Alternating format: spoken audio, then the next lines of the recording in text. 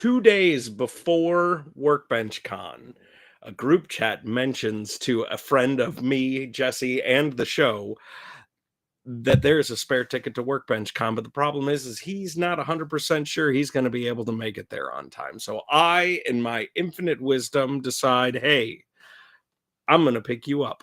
And due to poor judgment and a series of bad decisions on my part, I did not leave St. Louis until 7 p.m. that night. And I was 8 hours away from Jeff. So I drove and landed in his driveway at 3:15 in the morning. To his knowledge, it wasn't a surprise. I parked in his driveway, threw a sleeping bag down in the back of the minivan, curled up like a cooked shrimp, and slept for 3 hours. I then woke up, did a bathroom. Jeff hops in the car, and we take off towards Maker Camp. 7 hours later, we find ourselves in West Memphis, looking for a lunch, which we found at a casino because why not? You know, it's a road trip. Why not have fun? And we were told that the best buffet that you can eat at in West Memphis is at this one very specific casino. So we did, and it was Low Country Boil Day. And let me tell you, boys and girls, eating a pound and a half of boiled seafood and then attempting to drive for 5 or 6 more hours on that full of a tummy was a test of both of our fortitudes. But we arrived on time, happy, and having driven 8 hours in the wrong direction to deliver a friend to our friends and his friends in Atlanta was worth every second of the trip. And you actually delivered him to Workbench Con, not Maker Camp. Who are you people? Where's my horse? It's fine. Everything's fine. He's planning to do the same trip again in October. Well, they just sent out the email. The tickets are on sale, right. And it's all I can think about. And okay. Oh my gosh. Welcome, everybody. We are joined tonight by Brennan from Varnish and Garnish. This is Sawdust Talk episode 148. We are tipping to 150 episodes. It's a great number. TJ is going to run us through our sponsors real quick, and then we are going to talk all about this handsome fellow over here. All right. First and foremost, we need to thank the team over at Surf Prep. This time in particular, Holly, who was there at Workbench Con. She is a delight. If you ever have an opportunity to speak with her on a phone or meet her at an event, you are in good fortune. She knows her stuff. Her and I had a lovely chat about different ways that you can kind of hack the 3x4 wiggle sander, which is one of the finest sanding apparati on the market. And good luck finding a wiggle sander that also has dust collection. I dare you, find one. But yeah, Surf Prep has been a wonderful sponsor of the show for probably getting on 100 episodes now. We should probably go back and look into that a little bit closer. But yes, thank you for your support, Hannah and the team over there. If you are going to look into this lovely 3x4 wiggle sander, you can use coupon code Sawdust Talk and save some money and also help our show a little bit. Also, we need to thank Layla over at Casey Bombshell Design. If you like tattoo flash inspired scroll saw art, or you're looking to buy some Sawdust Talk merch, look no further than Casey Bombshell Designs. She is hosting our merch site, and nothing says a great night's sleep like cuddling up in an oversized, extra soft t-shirt emblazoned with the logo that Jessie and I are so proud of. And then we also need to talk about Makers for St. Jude.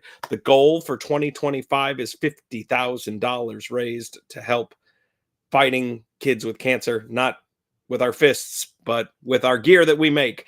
And so if you want to get involved in the Makers for St. Jude project, which is where you take either an item that you're making specific to raffle off, or perhaps it's just something extra that you got that you want to see if you can raffle off and do a good thing with the good stuff that you do, get a hold of me or Jessie or Mike at Woodworker versus Cancer or Makers for St. Jude, and we will get you set up with a site and get you listed and help you with promoting your items. It's all good, and we help you take your cool stuff and do cool things for people who need your help. And finally, there's a Patreon. for those of you who are so in love with us at Sawdust Talk, for as little as $5 a month, cheaper than a large coffee at Starbunkles, you could help Jessie and I make better and more pleasant and more affordable appearances at get-togethers and events, and maybe even get Jessie a fancier webcam so that she can come in 4K instead of 1080p. Fingers crossed, folks. But yeah, so it's Patreon, Sawdust Talk. Go check us out. There may be some new levels that you could be joining in the not too distant future. So if you want to log on there, or at least bookmark it if you're not ready to join, you'll be getting updates. And yeah, we'll keep you posted about that stuff. Thanks, TJ. Brendan. Amazing. You are the face of the maker community for me. I feel like you have been at every maker event that I have been at. And you're always there, you're always smiling. Claim. And I love it so much. Yeah. Oh, thank you. So welcome. Thank you for joining us tonight. Of course. Happy to be here. Tell us who you are. Why are you?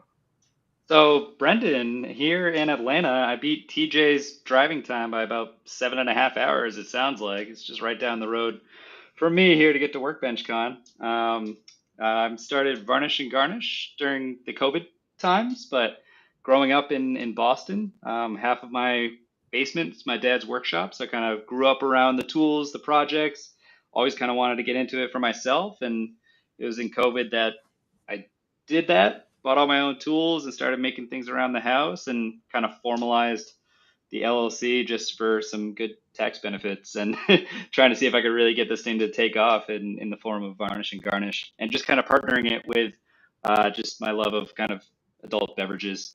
I went and took a mixology class also during COVID, just for fun, as like a side class, 10-week. Kind of had to do the test of all these different drinks, speed tests, the vessels that it's in, the ingredients, all of that. So that was just something, another thing to take up time, I guess. And you'll probably tell from this podcast, but I like spreading myself thin and just a lot of different activities and passions. So it's a little bit about me. So did you start woodworking during COVID, or did you start before that? So like myself, I would always be kind of, father's assistant kind of thing growing up, but like me doing it myself was COVID. Yeah, it's only been 3 or 4 years, 5 years, whatever it was for COVID. So I think that we can all agree that as makers and side hustlers and, wonderfully spastic people that we are in the community, the more we get to know one another. What kind of other stuff are you getting up to that makes you feel like you're not enough jelly on too big a piece of toast? So some other things, I still work a day job for GE. Used to be bigger conglomerate GE, and then we've actually gone through a big shakeup where we're split up into 3 separate Fortune 500 companies now, which is pretty wild. It's a big kind of initiative that we were going through over the last couple of years. So I work on the energy side, GE Vernova. I work in their IT department.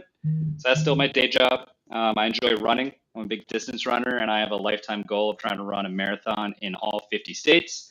I'm about a third of the way through now. I think I've done 16 so far.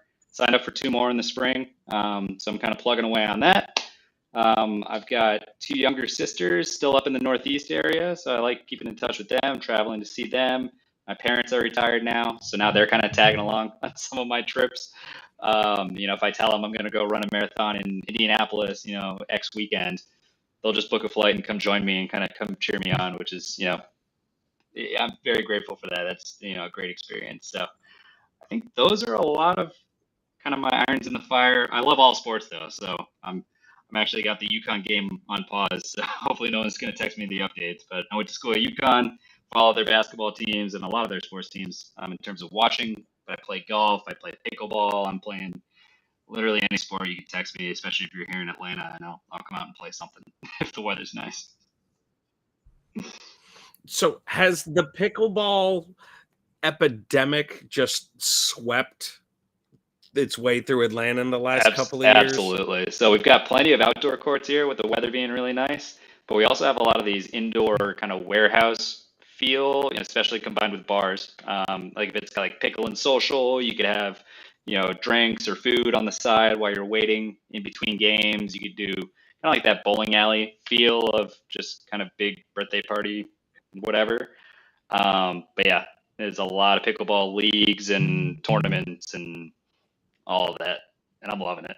It's been a lot of fun. Yeah, it's been wild for me to witness. Pickleball was a sport that I got introduced to in like 2000 and 2001 Okay. when I was in So cigarette early, smokers gym class. yeah. Yeah. So like my school, I lettered in swimming all 4 years of high school. Okay. But I still had to take a gym credit. And I was like, okay, well, if you're going to make me take a gym credit, I'm going to take smokers gym. Or as the syllabus said, co-ed individual sports, which was like archery and ping pong. And evidently pickleball, which is just ping pong if your body was shrunk down onto the table. It's a great way to put it. Same game. And in 2001, when you told people that you were playing pickleball, they were like, say what now? Right? But like our school had like gear for like an entire gym classes worth of public school kids, and it was an indoor individual or doubles thing. And then I didn't hear anything about pickleball for decades, 20 years. Right? And then like the community center in town was like, yeah, we're playing pickleball in the gym on Thursday nights. And it's like, well, I haven't heard that word in 20 years. And now if you go into a Dick's Sporting Goods, right, there is a whole section. There's a pickleball section, which is just baffling to me that pickleball takes up more space than like rollerblades, which also haven't been in the public purview for about the same amount of time. I'm sure we're, like 6 years away from aggressive inline just being something that the Jinko jeans wearing high schoolers of today can't get enough of. So like it's coming, I'm sure. I want to know dude, how many states do you have now that you have ran a marathon in? Like, where are you at in that? 16 states so far, and I've done, like, if you kind of draw a line right up the Midwest, like from Michigan down to Alabama, I guess. I've done a lot of the Midwest because I used to, through this job with work, I used to live in a couple of those different states. In Ohio, I lived in Michigan. I've moved here to Atlanta for work. So as I kind of moved to those different states, I would just try to run those marathons like as I lived there, or driving distance, kind of going back to TJ's point about driving around. I think I was in Michigan driving down to Cleveland or driving down to Kentucky. I think I did one. So a lot of the Midwest, and then where my friends are, which is also nice. So, me being from the Northeast, I've touched I started in Connecticut back when I was in college. But then I had a friend working for Microsoft, moved out to Washington State, and I was like, all right, I'll plan a visit around the time of the marathon. If you don't mind me staying with you, I'll run this race. We could do the whole thing. Louisiana was another one. Wait, what year did you do Washington? What year did you do the Seattle Marathon? 2017 or 2018.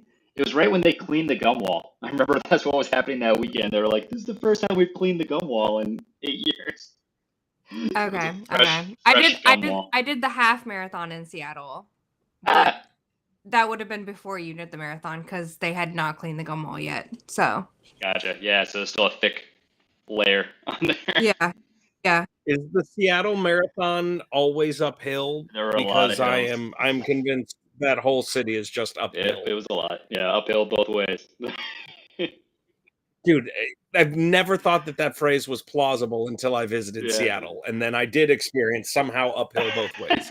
Which was nice. The most recent one was Arizona, and it was the opposite. So they drove us out 26 miles, and then it was just a downhill marathon getting back into the city. So that was a little different, a little pleasant.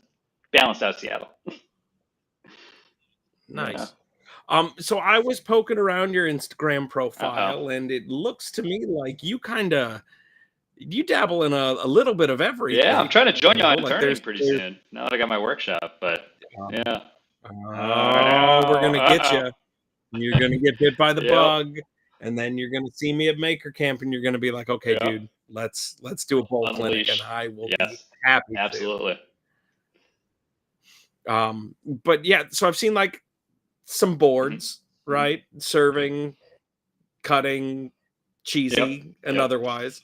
Hence varnish and I garnish. think, I did try to pair up a lot of yeah. things with that. Yeah, bottle openers, coasters, things related to Mhm. bars and drinking. Yeah. Did I see any furniture in there? I'm sorry, I've got Maybe a couple tables, late a couple night coffee daddy brain. tables. I Yeah. built a desk now that I'm standing at here. So that as I moved into this spot, I needed a standing desk again for my IT job, but wanted that influence of the woodworking around me. Before we go Love it. too much further, Brennan, can I ask you to dip out for 1 second and come back in, and maybe audio might be a little better. Oh, okay, yeah. So just Yeah. leave and rejoin. Do a We'll restart. pull you right back. Were you getting that too? Yes, it was a little poppy. Copy. It's okay, ladies and gentlemen. Sometimes we have technical difficulties that happen in show that don't happen in pre-show. True. This is the marvels of going live. I just want to hear everything he and has to unscripted. say. I know, he's such a cool dude. He's so awesome. That's still me you're talking Okay. about? I'm talking about the last guest. We got him back. Hey, and you know what? He's coming in loud and clean now. Look at that. Love- We did the Fantastic. old turn it off, turn it back on Yep. again. Classic IT. Oh, perfect. So- Okay, so yeah, talk about that. Like, what is your day job? IT. So I'm a product manager. So I'm kind of the liaison. If you ever watch, what was it, Office Space, when they're Mhm. making fun of the liaison between the business folks and our software developers, that's my intended role. Just kind of the go-between, kind of the person that's responsible, accountable for a lot of things, but just connecting a whole bunch of different teams between cybersecurity, any of our kind of data and analytics teams, any of our leadership programs, like just all these different interconnected teams, like just trying to get them moving forward and talking to the right people. And I guess larger, scope is we're working with servicing our gas turbines. We always kind of equate it to like servicing your car oil change kind of thing. But we send our teams out to do the servicing because you can't just drive a gas turbine into our shops kind of thing. So my team is responsible for those applications that plan for these things, and it takes like 2 to 3 years in advance, and it's just a whole bunch of different parts and people and all sorts of things to keep track of. So that's what my team's responsible for. Nice. Yeah, That is awesome. yeah. How is it that like 3 out of 5 times that I've probably been within 50 feet of you, you've been wearing something made out of windbreaker? Is this because you secretly are related to the comedian Sinbad, or do you just have an eclectic collection of things with which one breaks It's definitely wind? He said on yeah, purpose. right. That's a Um, combination eclectic, combination like just always ready to go for a run. Like I tend to just whatever I'm wearing that day. Like this is my work clothes for the day, so this is just my quarter zip or whatever. But if I can kind of just go straight from like work to working out, like I count that as a win. So I love it. Yeah, no, it's just I really feel like somehow every time I've seen dressed as if you're really ready to go mall walking, which now that I know you're a marathon runner, obviously you're going to be going much faster. that But tracks. like, Hopefully. It's yeah, often colorful. Yes, I do Like try to the stand red out a stuff. little bit. Yeah. I love it. it works, man. And I that's was how I telling- know I'm at a good party, because I see you there. I was My telling him branding on before point. the show. I was telling him Yeah. before the show. I was like, telling Alyssa. She's like, "Who's on the show tonight?" And I like pulled it up, and she's like, "I remember him." And I'm like, "Yeah, well, I mean, he stands out. Like That goofy looking guy. that guy with the colorful jacket. Like, yes, we know him. Everybody knows him." So Which I you do a wrote- little.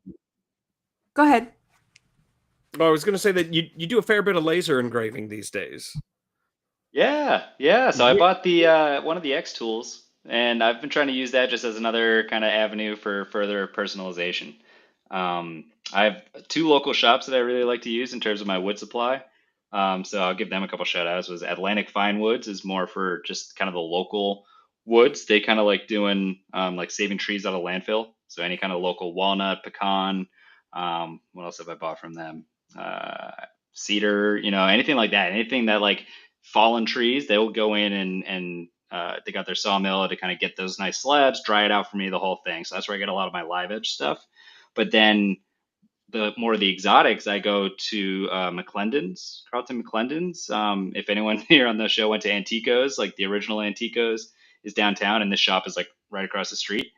But I like going to them and just saying, hey, like, my mom's from Colombia. Do you have any wood from Colombia, or any of these other countries, for where my friends are from or their ancestry? And they would just be able to list it off. They'd be like, boom, boom, boom. Like, we've got some Palo Santo. It's over here. We got a couple slabs, just like little accent pieces. So I like that idea of kind of personalizing any of my boards like directly to that person. And then the laser is just another way on top of that to put in initials, wedding dates, closing dates of, buying properties, anything like that. So I kind of just like using it for that. I don't like using it for cutting or anything, but just the engraving aspect. Does the X tool get burly and powerful enough that it can do some cutting and scribing? Yeah, I think I bought the 20-watt model, and it was supposed to do at least like thin plywood, but I'm just trying to extend the life of that. Sure. Oh, What size X tool did you get? In terms of like the frame, Yeah, how big is it? it's probably about 1.5 by 1.5 square. Okay, Yeah. nice. You can write a whole dang poem with that thing. That's wonderful. Yeah, right. Honestly, a little recipe, whatever. Yeah, handwritten. And I do like doing that. I get someone to like write something, and then I could just take a picture of it, and then the engraving is their handwriting. Is also a nice touch. I love that. Ooh, that is a really, really hot tip. Listeners, pay attention. This man's got it going on.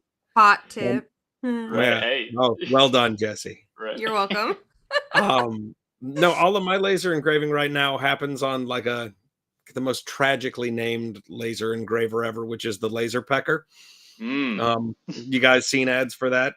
Yep. That fine piece of machinery, and it works really well for me because most of what I do is bowl bottoms, right? Yeah.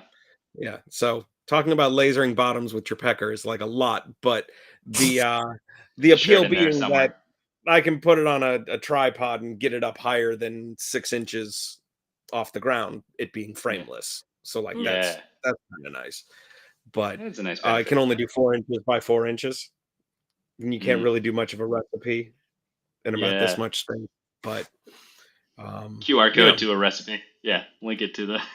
There you go. That's what Grandma really wants on her cutting board is something to point her iPhone at, right? Right.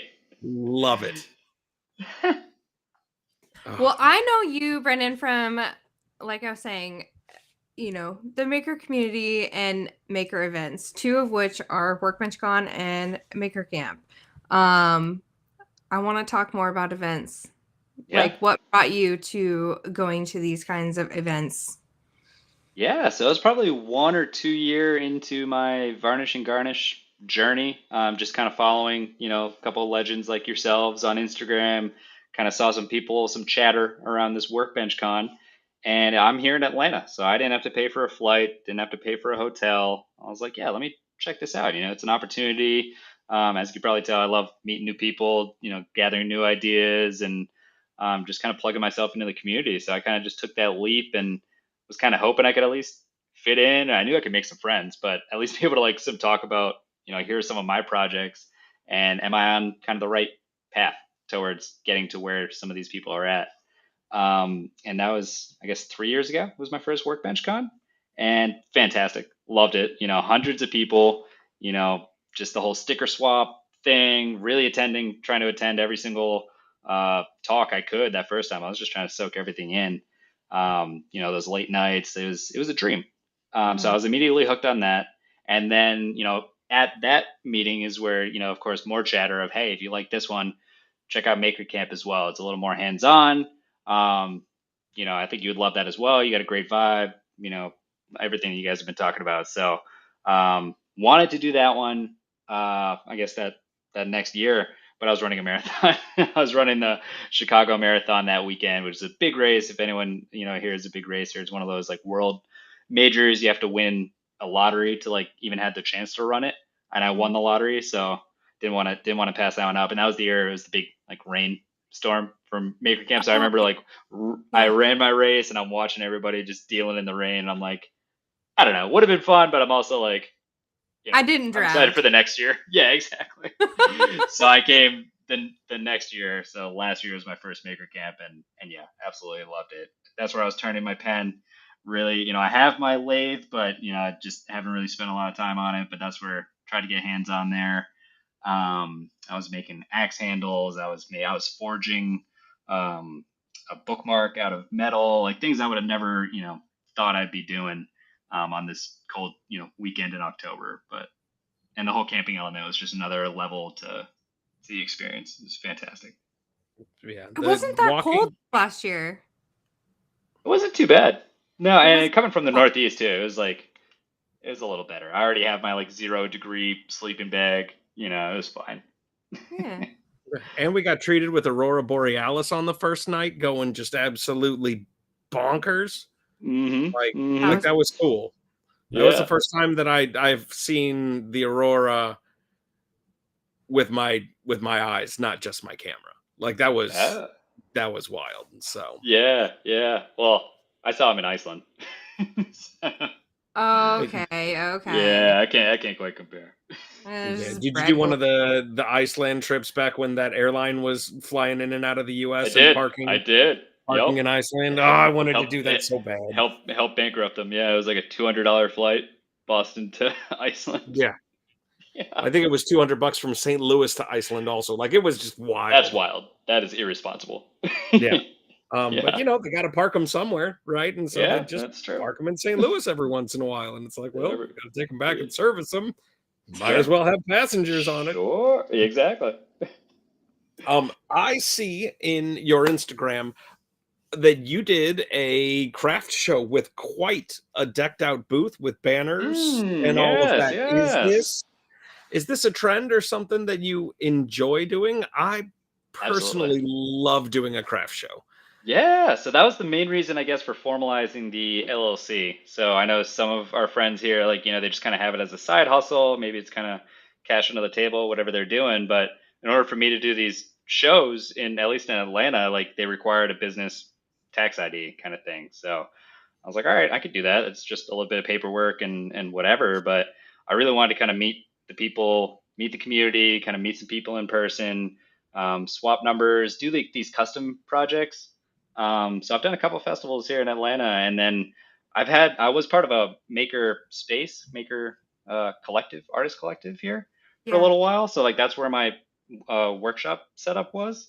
But then that shut down. So for 6 months or so, I didn't have a workshop. So I haven't been able to do festivals. So I recently just purchased the property that I'm at now, kind of getting everything set up, getting my workshop back. So hopefully this year I'll be able to get back to those festivals. I know you had to scroll a little bit to get back to those last ones, but hopefully in due time I'll be back out there, out in the Wait, sun. you didn't even have a workshop? No, between I guess like May of 2024. It was like right around May until like Maker Camp. I didn't have a workshop. All my stuff was in a storage unit. So that's where I was like really kind of chomping at the bit. Like Maker Camp, finally got to get a hands on again, making stuff, and I was like, yeah, I need my workshop back. I need to start making stuff. And I bought a property like 2 months later. Oh my gosh. Yeah. Now you get to fix a house instead of making the things that bring you joy, right? Exactly. Now I'm building stuff for the house. It's all, custom fit to those, like my desk here is like specifically for this area. It's like, this is mine, the shelves in the kitchen, anything like that. So it was kind of a whirlwind couple weeks to like get me moved in here. And now I can start making stuff for stuff outside of the house. Okay, but talk about the home renovation stuff because you just bought this house, right? Yeah. Yeah. Tell us more about the house and what needed to be done when you bought it and like what's like moving. Yeah. Need a lot of stuff. So it didn't need too much. It definitely needed like a facelift, like more of a cosmetic glow up, I would say. So I have a couple properties here in Atlanta, and that's also I should have mentioned that as part of my spread thin endeavors. I co-own a condo downtown that I'm trying to get like long term leased right now. I also own an Airbnb. It's about a 5 bedroom house that I've also been decorating with a lot of my woodworking. So that's kind of what I was using as like a showcase for some of my products, but there was no workshop there. So that was strictly showcase. And then now this property that I moved into is a duplex with a detached garage. So the detached garage already had like a strip of, I don't know, probably 10 outlets. So I was like, this is perfect. 15-foot ceilings, outlets everywhere. I was like, this is my workshop. Like the house is great. It's a great investment opportunity and all that. But like I had mentioned, I was really starving for a workshop. So that was like my first criteria in looking for houses. So it came with the tenants that are above me. They had been in this house probably about 3 or 4 years. So we already have an active lease in place. They're covering probably about half my mortgage, which is nice. I do appreciate that. And then the bottom unit was vacant or like about to be vacant. So that's where I moved in. They had smoked a little bit. They'd been smoking something. So I kind of wanted to get that smell out, of course, trying to protect my marathon lungs. I was out like scrubbing the walls with baking powder or baking soda, I guess, and vinegar and all that, like just making sure my new coats of paint would adhere and look nice. So kind of cleaned all the walls, painted every surface, ceilings and walls, the whole thing. And then I replaced the floor. They had some vinyl in some of the rooms, and then one of the bedrooms is carpet, which is definitely absorbing some of that smoke smell, and it was just due for an upgrade. So that was the first couple of days. Was just one man show. I just came through and just wrecked it all up, tore up the carpet, tore up all the old floor. And then I did, like I said, painting all the way down, just kind of coming here at night after my day job, after maybe going for a run. Was trying to do just a couple hours throughout basically all of January. Did a horrible job with my estimation for my new luxury vinyl floor. It was, I think I bought 150 boxes and used like 70. So I used about half, which means I'm either really efficient or just really bad at estimating, or probably a combination of the two. But yeah. Gotcha.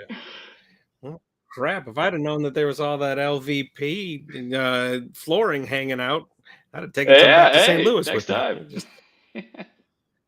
hand you a stack of dollar bills, and the workshop gets a new fancy floor. Oh man, that's awesome.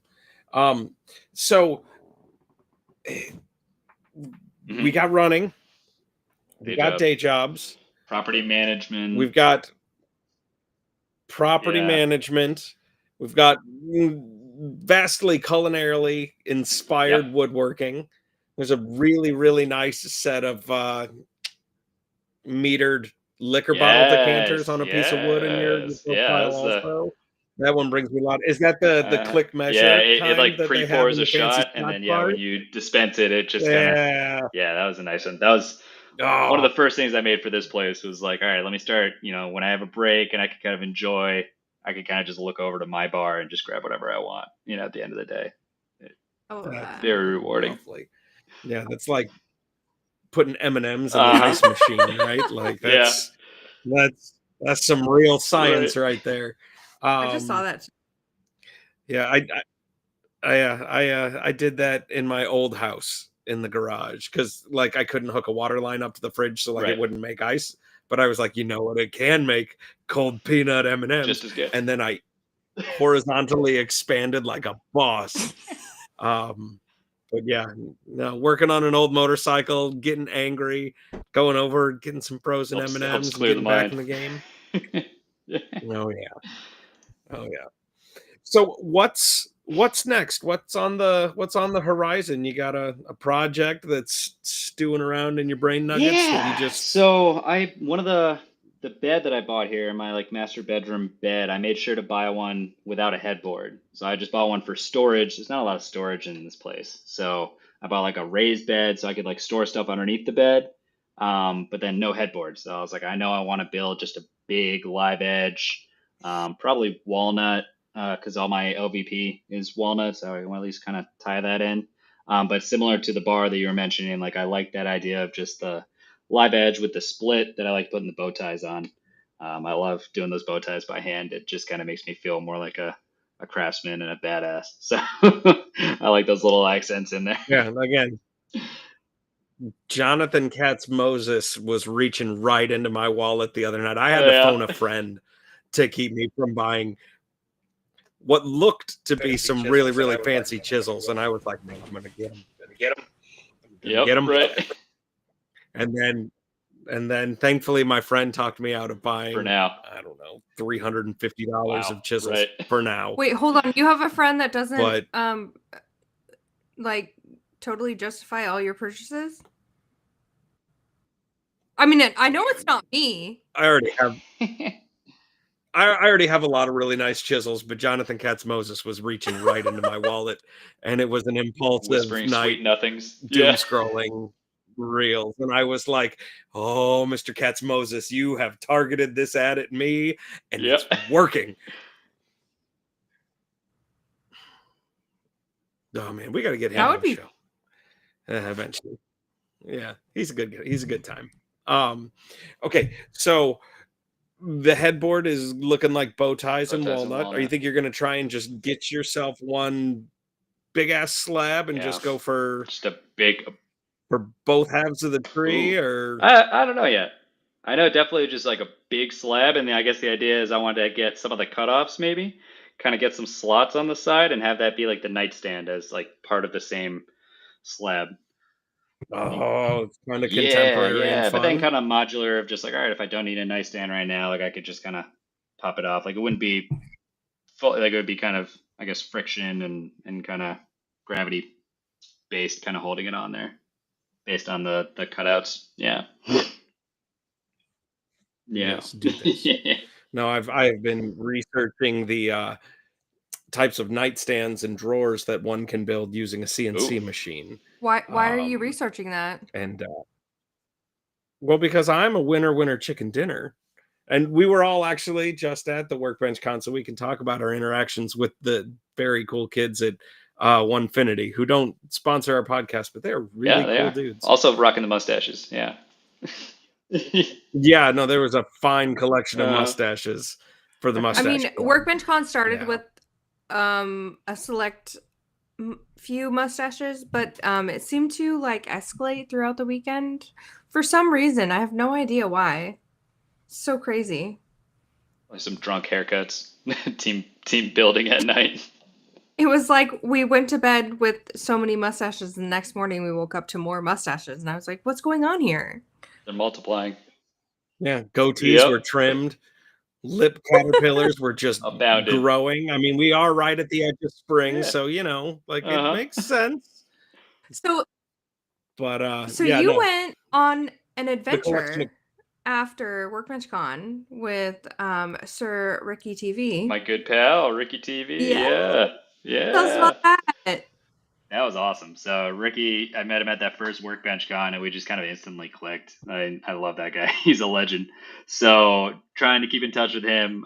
He's obviously up in Long Island, so it's a little tougher. So seeing him at Maker Camp, seeing him at Workbench Con.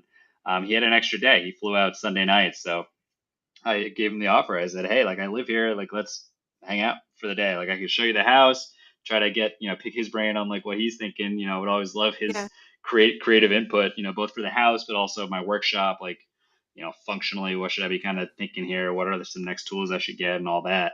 But I knew he was going to, jive with the neighborhood I'm in. I'm here in East Atlanta Village, and it's very hipster artist, like mural, kind of like right up his alley. And as we walked around, he, in his classic, like, dude, like this is sick. Like I think he enjoyed it. So it was a dream for me. Just kind of looking over as I'm driving him around. I'm like, I'm just hanging out with Ricky TV, just me and him hanging out in Atlanta one-on-one. And the only thing I was supposed to do for the day was I have a friend who's a former neighbor, had a table that we were supposed to deconstruct. Like he was moving or the table was outside, just getting pummeled by the elements. He's like, I need some help cutting this table up and throwing it out. So I told Ricky, I was like, that was the only thing I was supposed to do today. Like, do you want to join me and we could kind of deal with this? He was like, yeah, that's fine.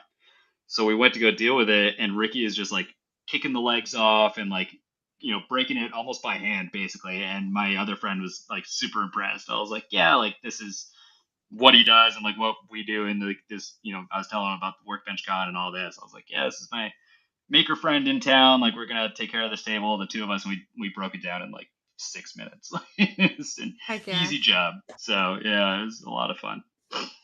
That's awesome. So you spent the afternoon with Ricky TV, and then you got to go make karate noises and break boards together. So you guys are now basically the best friends. Oh, it's amazing. I was living the dream. I love Ricky. Love Yeah. it. Great guy. So there is some mumbles and some murmurs and some folks talking about a maker meetup referred to as the main event. Has Wow. that crossed your feed, or have Is you that heard the anything Baltimore about one? this?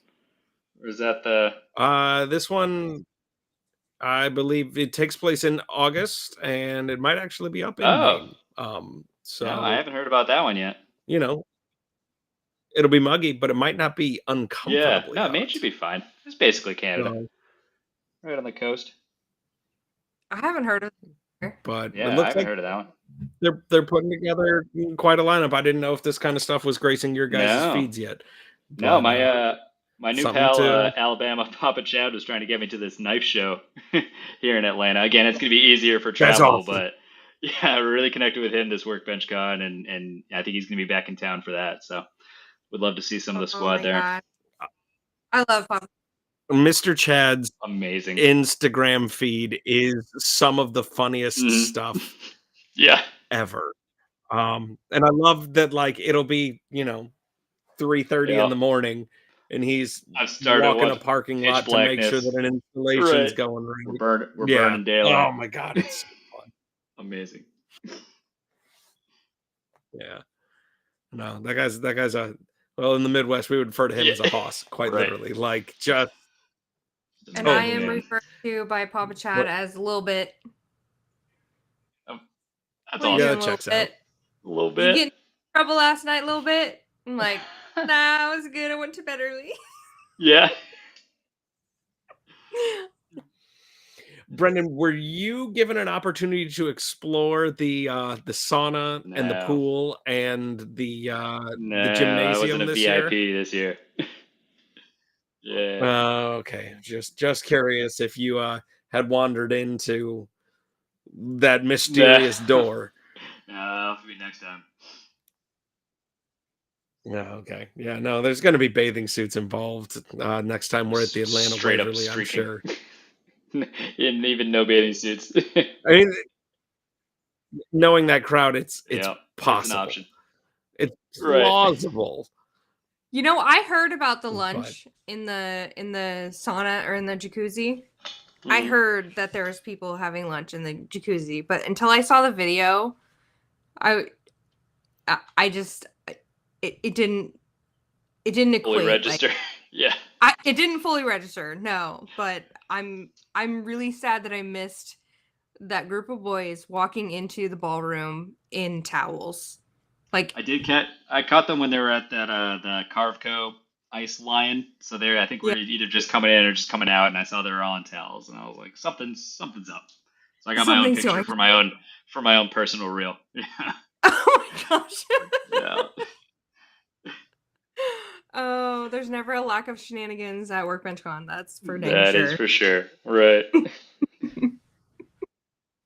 okay, we are getting on the top of the Awesome. hour, which means we do need to do another lap through Yes. sponsors. But before we do, is there anything that you wanted to talk about that we didn't cover?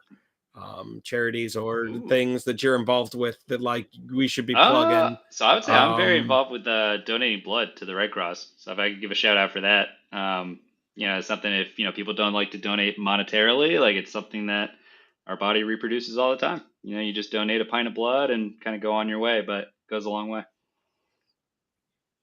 Well, your blood goes extra long Yeah. distances according to Yeah. your running schedule, so that's Right. good.